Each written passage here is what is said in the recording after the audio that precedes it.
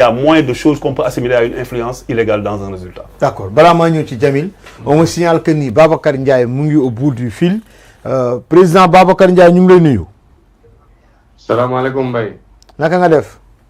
alhamdulilah. di la jaale sa goro boobu nga ñàkk tey. yàlla na sara xam yàgg seen loxo. par ma voix tout le groupe des sports ñu ngi la koy jaale. waaw jërëjëf Mbaye. ñu ngi doon waxtaan léegi wàllum Ligue Pro. président sa président mu ngi nii toog ndaxte ba tey nii moom mooy président Ligue Pro. te mooy sa président. donte réunion yi sax kenn du la gis président Babacar Ndiaye. yaa aussi Jamil Faye mu ngi lay dégg yaa aussi Pape Sidi Lo aussi mu ngi toog di la déglu yaa ngi déglu waxtaan bi boobu ba tey suma juumul allo. maa ngi déglu yow laay déglu Mbaye. waaw man ndax yaa ngi doon déglu waxtaan bi boobu ba tey. maa ngi déglu waxtaan bu baax di leen gërëm. jërëjëf léegi ñu ngi lay bàyyee soo ci amee loo ci sànni rek nga wax ko ci nga ñëw nga leeral. waaw du ma gudd. di leen remercier Mbaye ci dëj bi. ci présence beeg jaale bi. di remercier Bakary Cissé ak Tour des Sports. ak Jamil Faye suñu grand ak Pape Sidi Lo aussi ci seen jaar bi. di nuyu tam Djibil Wade.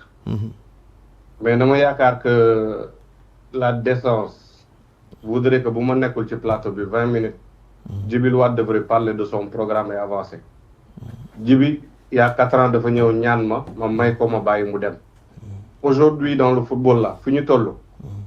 waruñu ñëw à 24 heures des élections di jéem a def politique des terres brûlées. ndaxte fii ku ne mën nga jël sa télé lu ne nga wax ko Djibi mi toog. on a que de bonnes relations. Pape Sidi pareil Jamil pareil. donc du ma fi nekk naan ay Babacar ñëw na réunion ñëwul réunion loolu amul solo. je n'ai jamais été demandeur d'un poste marketing. Djibi comme on parle des faits on parle pas de projet de personne. biñ ma ñaanee ma bàyyi muy moom di Augustin ñu ne dama ko bàyyi mu dem sans condition. malgré ñii di wax dañ lay nommé premier vice président whatever defuñu ko. ñu waat ma ne Seydou Sané mooy doon premier président ma nangu. ñu ñëwaat ne Omar Sam mooy doon deuxième président ma nangu. il m'a appelé ma nekk Genève mu ne dama lay def finance ma nangu. tournée j'ai été informé par la presse que marketing lañ ma jox. faut pas ñu nekk fii di def ay détails man li ma ko indi leer na nañ te bëgguma nekk ci ay politique de déballage parce que y a beaucoup à dire dans cette Ligue Pro.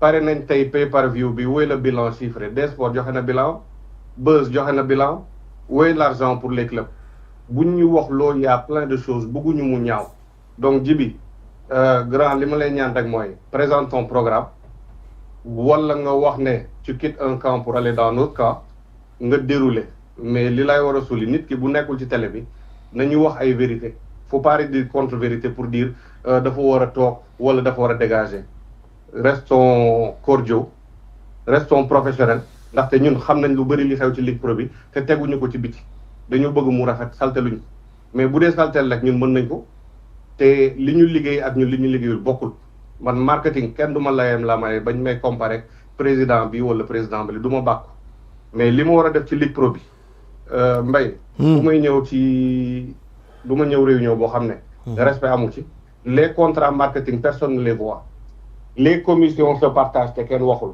donc qu'on arrête ce cirque là day ñëw réunion wala ñëw réunion tey bi ñuy def symposium bi man mii la ñu woo ma defal leen le proforma bi ma leen defaral le projet marketing Pape Sidi j'ai beaucoup de respect pour moom sur l'aspect juridique on a parlé de beaucoup de choses dama ko respecté et je le félicite sur les troisièmes mais qu'on arrête de dire da ngay toog wala nga déménager wala nga dem Djibi il a fait son one man show pendant 4 ans ñu respecté ko nangul ko parce que c'est un régime présidentiel ces contrats orange ak yi mu signé yëpp mosuma ci gis copie contrat yi mu signé Coca-Cola commission yi ñuy séddale mosuma ko gis contrat Lonase Pro bi ñu cité bi ñu mujjee naan xbet xawma Lonase Pro gisuma ko ñu ngi dégg ay commission 15% sur 200 millions mais inchallah tout sera audité évalué ñun ñu bokk suñu biir mais nañu rafetal quoi muy Pape Sidi di Jamil di grand Djibi parce que tey bu ma amuloon dëj man du ma daw télé damay ñëw toog mais wootewu ma c'est pas parce que demain c'est les élections ñuy xëpp kaani di yàq bopp yi par les projets les gars quoi par les projets par les valeurs ajoutées Babacar ñëw na réunion Babacar oui Mbaye di jégalu bu baax naka non d'accord léegi dafa am lu ma la bëgg a laaj rek balaa ngaa dem parce que dalal nañ la fii nii des sports pratiquement nee nga indi nga ay partenaires yoo xamante ni bii sax daanaka le président Djibril Wade génnew ko wanew ko bon soo ñu ci mënee leeralal tuuti rek parce que fi nga toogoon doon ko expliquer.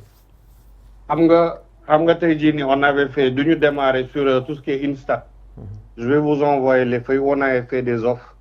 C'était Orange TV. Instat maintenant a même été racheté par Wisecat. Donc c'était tout ce qui est LSFP TV. Du ma dellu si waat ci faut pas que ñuy divertir du mën a affaire bi c'est le football local fu ñu koy avancer. Babacar indi na projet indiwuma projet yow Mbaye xam nga bu baax projet yi ma mën indi projet Sadio Mané c'est plus de 1 milliard par an man maa ko indi donc ak yeneen je gère des budgets yu ëpp yi donc sama relevance sama pas-pas du Djibi laa koy woon wala Pape Sidi wala keneen dama leen jàpp comme samay frères ñu liggéey mais c'est pas un débat de personne nañu teg seen idée ñu dem il y a beaucoup de violence dans la Ligue Pro il y a pas de sanction on a les problèmes de licence. Il y a certains problèmes de contrat. Pape Sidi a fait un boulot formidable avec le peu de moyens qu'il avait. Douma yak sen émission, douma saltel. Souvent l'élection, que le meilleur gagne pour le bon vouloir du football sénégalais. Mais c'est très maladroit. Top ci télé bi Babacar. Arrêtez ce cirque-là, ouais. D'accord. Maintenant, pour nous tëjee foofu, dégg naa la léegi que ni à pratiquement yaa ngi wax que les équipes de ligue se partagent des commissions. Hein? Comment? Dégg nañ la léegi nga ne que ni les équipes de ligue se partagent les commissions. Ils se partagent des commissions. Maintenant, comme naka. Il y a des commissions qui sont partagées dans le bureau. Je vais pas foustibir parce qu'on n'est pas là pour le déballage Mbaye. Xam nga dama bëgg wax rek ne grand bi bu ñu bëggee ñu saltel mais on me connaît pas sur ce chemin-là. Parlons débat d'idées. Djibril Wade, c'est un grand que je respecte. Je respecte son grand Doudou Wade, je respecte Pape Sidi Lo, mais c'est très maladroit toog ci télé bi parce que peut-être tu te sens pas plus avec Augustin, tu vas aller sur l'autre côté wala feneen ngeen di toog ngeen ne da ngeen di saltel sa waay footballu 2025 la ñuy waxtaan nañu waxante entre gentlemen et soyons polis. D'accord merci beaucoup Babacar Ndiaye daanaka dafa waroon toog fii muy candidat pour suba jàmm ci élection Ligue Pro bi président Djibril Wade nga déglu sa vice-président wax na pratiquement nee na ndax da ngay dem beneen camp ou foofu mu daaneele qu'en est-il réellement.